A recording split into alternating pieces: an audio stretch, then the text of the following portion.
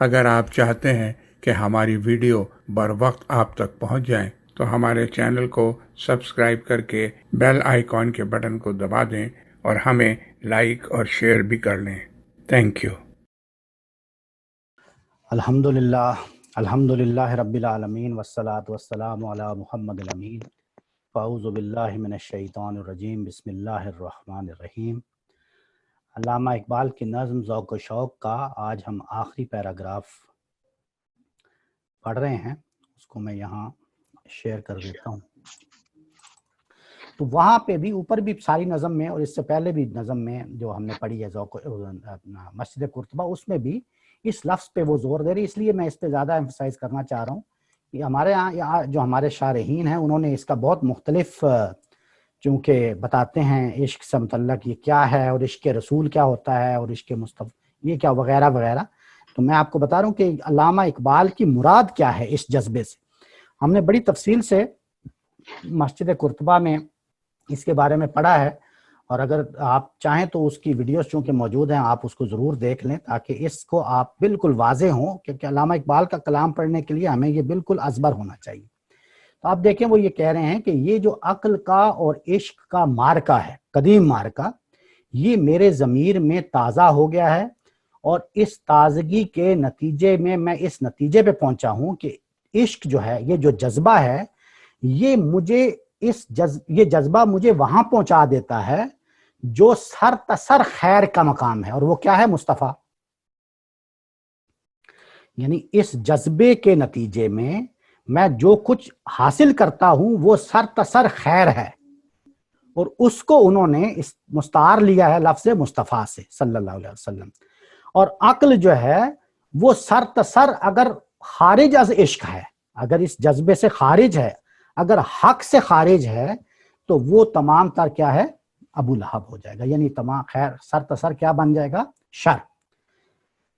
امید ہے کہ یہ دو شعر آپ کو واضح ہو چکے ہوں گے۔ اگر کوئی سوال ہوگا یا کوئی اور اس پہ آپ تبصرہ کرنا چاہیں گے پھر آپ کر لیجئے گا، بعد میں ہم آگے بڑھتے ہیں۔ گاہ بہیلا می برد، گاہ بزور می کشد۔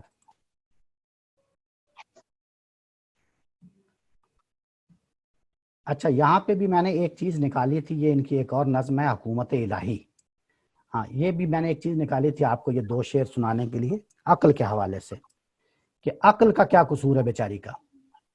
وہ کہتے ہیں کہ عقل، اس میں تو کوئی شک نہیں ہے کہ زشت و خوب و تلخ و نوشین، کہ ہر چیز کا وہ فیصلہ کرتی ہے، خیر و شر کا، زشت و خوب کا، تلخ و نوشین کا، سب کچھ کا۔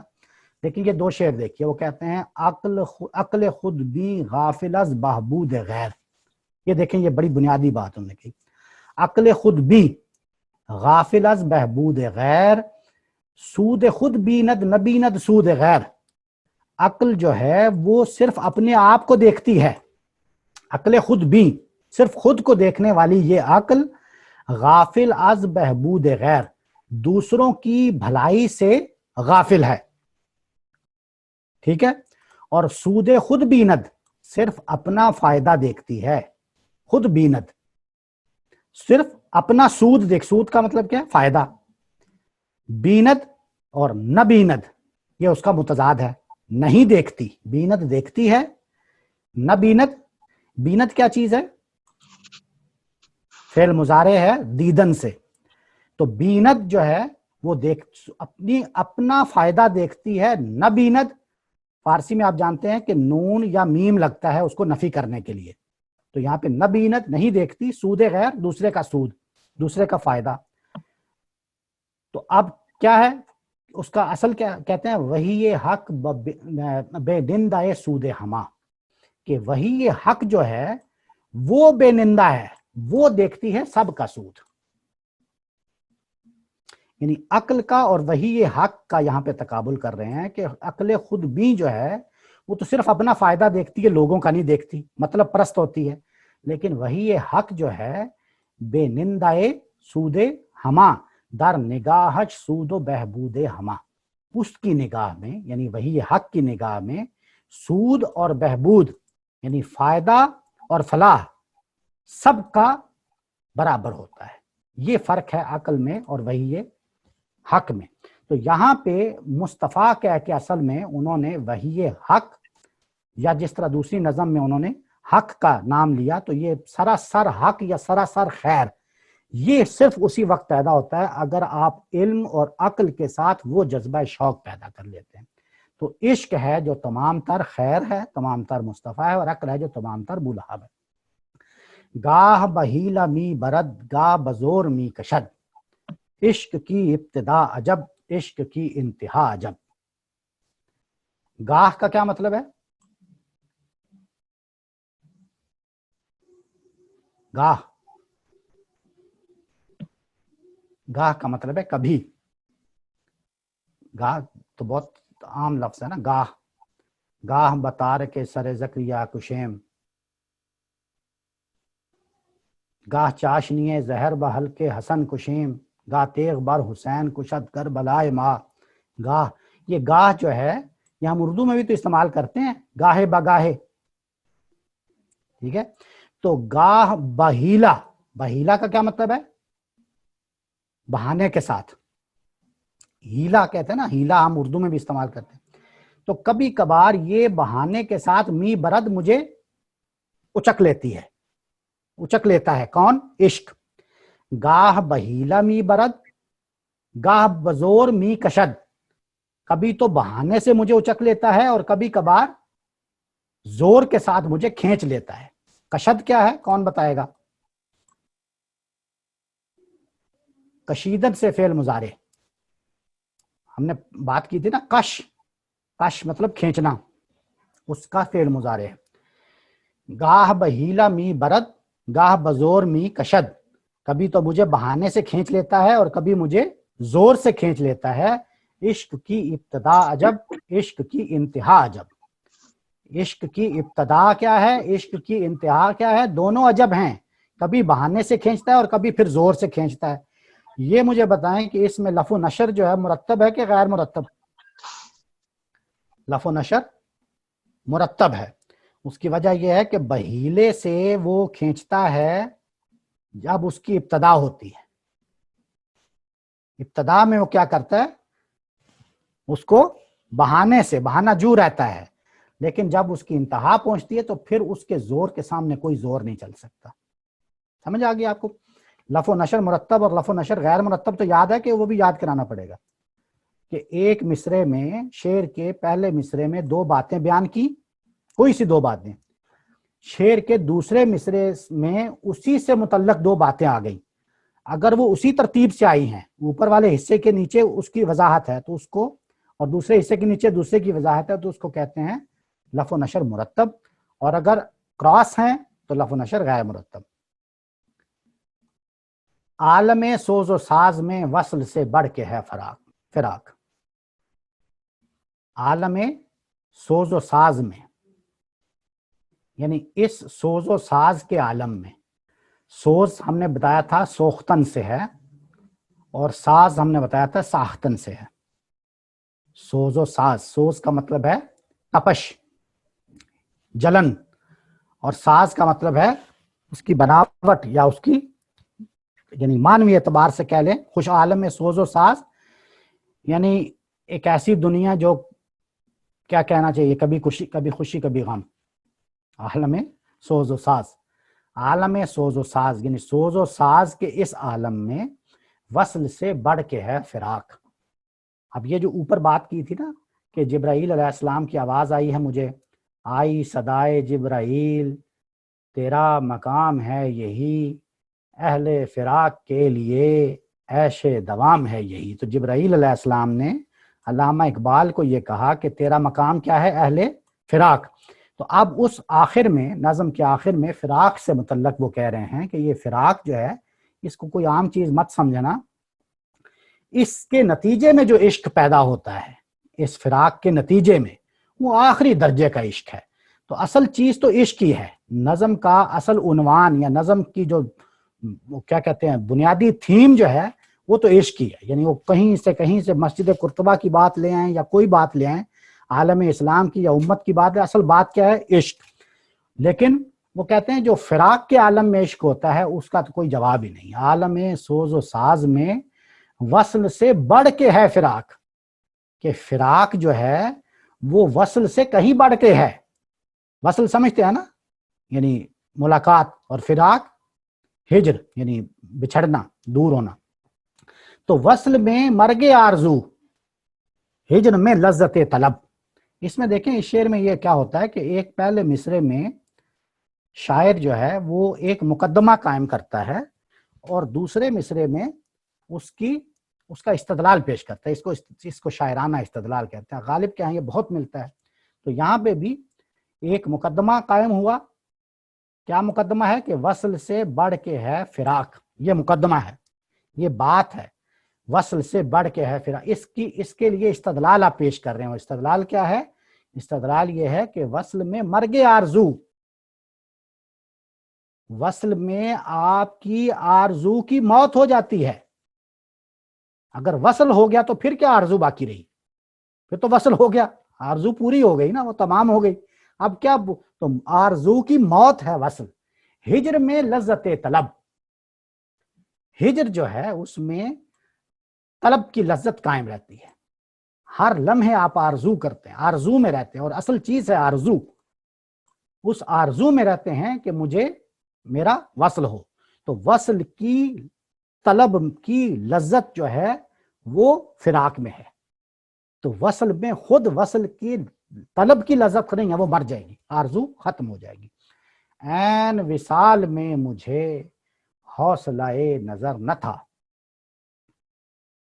گرچہ بہانہ جو رہی میری نگاہ بے ادب. عین وصال میں مجھے حوصلہ نظر نہ تھا، یعنی وصال کے عین بیچ میں، وصال کے عین وقت پر بھی حوصلہ نظر. حوصلہ کا کیا مطلب ہوتا ہے؟ حوصلے کا ایک تو مطلب ہوتا ہے نا ہمت اور دلیری، اور یہ حوصلے کا مطلب ہوتا ہے نا. ایک حوصلے کا مطلب ہوتا ہے جسارت.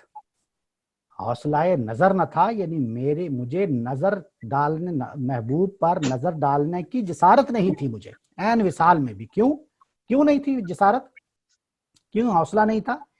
اس لیے کہ میں یہ جانتا ہوں کہ میری آرزو کی مرگ ہو جائے گی، میری آرزو کی مرگ ہو جائے گی. لذت طلب جو ہے وہ صرف ہجر میں ہی زندہ رہے گی. اس لیے مجھے اس چیز کی جسارت نہیں تھی میری نظر کو، گرچہ مجھے یہ حوصلہ نہیں تھا، گرچہ بہانہ جو رہی میری نگاہ بے ادب. اگرچہ یہ بات ٹھیک ہے کہ نگاہ جو ہے وہ بے ادب ہوتی ہے، اور وہ بہانے تلاش کرتی رہی کہ یہ وصال ہو جائے، نگاہوں کا، بصارت کا بہانہ جو وہ رہی، لیکن مجھے اس کی جسارت کا حکم نہیں تھا، کیونکہ میں اہل فراق تھا، اور میں اس آرزو کی موت نہیں چاہتا تھا، لذت طلب کو زندہ رکھنا چاہتا تھا. گرمی آرزو فراق، گرمی آرزو یعنی آرزو کی زندگی. آرزو کی یہاں پہ کہا ہے نا مرگ آرزو، تو وہاں کہا کہ اگر اس کو زندہ رکھنا چاہتے ہیں، اس کی گرمی کو قائم رکھنا چاہتے ہیں، گرمی آرزو، تو کیا چیز چاہیے؟ فراق. یعنی فراق ہے جو آرزو کو زندہ رکھتی ہے. یہ فراق ہے جو آرزو کو گرم دم رکھتا ہے. گرمی آرزو فراق، یعنی فراق ایسی چیز ہے جو آرزو کو گرم دم رکھتا ہے، زندہ رکھتا ہے. شورش ہائے ہو فراق. ہائے ہو کیسا لفظ ہے، ہائے ہو. علامہ صاحب نے اسے اور بھی ایک جگہ پہ استعمال کیا ہے نا، وہی شراب وہی ہائے ہو رہے باقی، طریق ساکیو رس میں کدو بدل جائے. تیری دعا سے قضا تو بدل نہیں سکتی، مگر ہے اس سے یہ ممکن کہ تو بدل جائے. کیا خوبصورت شعر ہے. تیری دعا سے قضا تو بدل نہیں سکتی، مگر ہے اس سے یہ ممکن کہ تو بدل جائے. تیری خودی میں اگر انقلاب ہو پیدا، عجب نہیں کہ یہ چار سو بدل جائے. وہی شراب وہی ہائے ہو رہے باقی، طریق ساکیو رس میں کدو بدل جائے. تیری دعا ہے ہو تیری آرزو پوری، تیری دعا ہے ہو تیری آرزو پوری، میری دعا ہے تیری آرزو بدل جائے. کیا کیا خوبصورت. آئے ہو کا کوئی نہیں بتا سکتا کچھ بھی نہیں یار. آئے ہو کا مطلب ہے شور و غلغلہ. شورش ہائے ہو فراق، گرمی آرزو فراق، شورش ہائے ہو فراق، موج کی جستجو فراق. آہا، کیا اس کا کوئی بتائیں گے جی؟ موج کی جستجو فراق کیا مطلب ہے اس کا؟ کہ موج جو ہے وہ اصل میں تو وصل میں ہے. وہ موج جو ہے، سمندر کی موج جو ہے، لہر، وہ تو سمندر ہی کا حصہ ہے نا، اس کے ساتھ وصال میں ہے. لیکن وہ اس کی خواہش کیا ہے، اس کی جستجو کیا ہے؟ وہ فراق چاہتی ہے، وہ باہر اچھلتی ہے. وہ سمندر سے بھاگ دور نکل رہی ہے تو وہ کس جستجو میں؟ وہ فراق چاہتی ہے. موج کی جستجو فراق. کیا ہی خوبصورت تمثیل ہے. موج کی جستجو فراق، قطرے کی آبرو فراق. قطرہ کیا ہے؟ قطرہ نیساں، یعنی سمندر کے اندر. اب دیکھیں وسیع سمندر ہے وسعت والا، اس سمندر کے اندر کیا ہے؟ صدف، سپی. اس صدف کے منہ کے اندر کیا ہے؟ وہ قطرہ، قطرہ نیساں، جس کو موتی بننا ہے. قطرہ نیساں کے مہجور را یمست، تو اس کے اندر ہے وہ. تو اب جو اس کے اندر ہے تو وہ بھرے سمندر سے فراق میں ہے.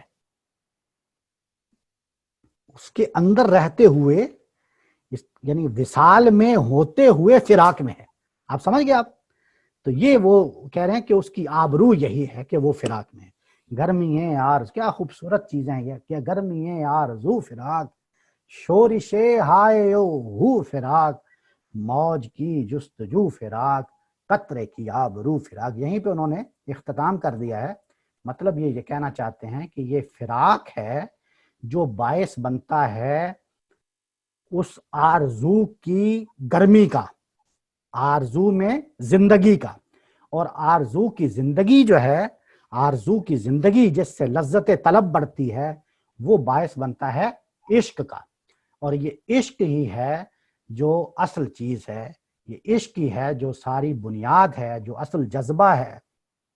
اور یہ ایک ایسا مقدس جذبہ ہے کہ اگر کسی عمل کے پیچھے یہ جذبہ کار فرما ہو جائے تو اس کے جو نتائج نکلتے ہیں وہ نتائج ہیں جو صدق خلیل کے صورت میں آتے ہیں، جو صبر حسین کی صورت میں آتے ہیں، جو مارکہ وجود میں بدر و حنین کی صورت میں آتے ہیں.